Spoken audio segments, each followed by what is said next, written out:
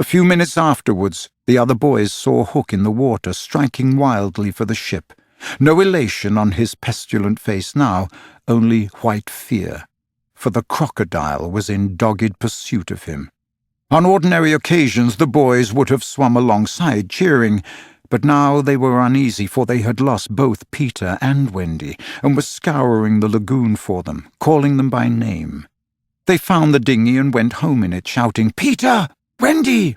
as they went, but no answer came save mocking laughter from the mermaids.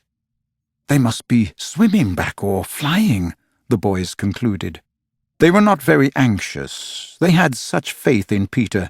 They chuckled, boy-like, because they would be late for bed, and it was all Mother Wendy's fault. When their voices died away, there came cold silence over the lagoon, and then a feeble cry. "Help! Help!" Two small figures were beating against the rock. A girl had fainted and lay on the boy's arm. With a last effort, Peter pulled her up the rock and then lay down beside her. Even as he also fainted, he saw that the water was rising. He knew that they would soon be drowned, but he could do no more. As they lay side by side, a mermaid caught Wendy by the feet and began pulling her softly into the water. Peter, feeling her slip from him, woke with a start and was just in time to draw her back, but he had to tell her the truth.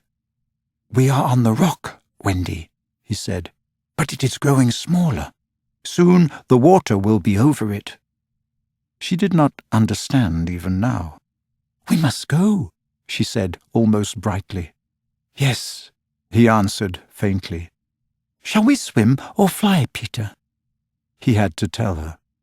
"Do you think you could swim or fly as far as the island, Wendy, without my help?" She had to admit that she was too tired. He moaned. "What is it?" she asked, anxious about him at once. "I can't help you, Wendy. Hook wounded me. I can neither fly nor swim." "Do you mean we shall both be drowned? Look how the water is rising." They put their hands over their eyes to shut out the sight. They thought they would soon be no more. As they sat thus, something brushed against Peter as light as a kiss, and stayed there, as if saying timidly, "Can I be of any use?" It was the tail of a kite, which Michael had made some days before. It had torn itself out of his hand and floated away.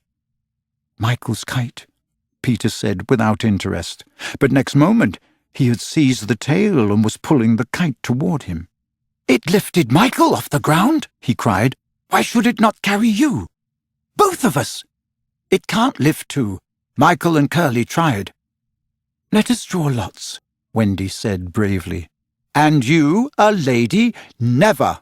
Already he had tied the tail round her. She clung to him. She refused to go without him, but with a "Goodbye, Wendy," he pushed her from the rock, and in a few minutes she was borne out of his sight. Peter was alone on the lagoon. The rock was very small now. Soon it would be submerged. Pale rays of light tiptoed across the waters, and by there was to be heard a sound at once the most musical and the most melancholy in the world. The mermaids calling to the moon. Peter was not quite like other boys, but he was afraid at last. A tremor ran through him, like a shudder passing over the sea.